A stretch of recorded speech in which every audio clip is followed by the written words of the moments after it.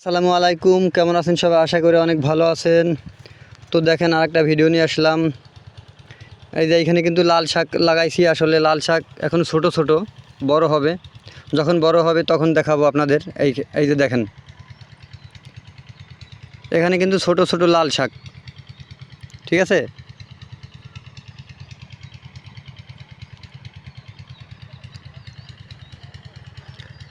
গ্রামের ভিডিও কার কার কাছে কেমন লাগে আসলে কমেন্টে জানাবেন, আর একটু সাপোর্ট করবেন। আপনাদের জন্যই তো ভিডিও বানাই। আপনারা যদি সাপোর্ট না করেন তাহলে কে সাপোর্ট করবে বলেন? একটু সাপোর্ট করেন আমাকে।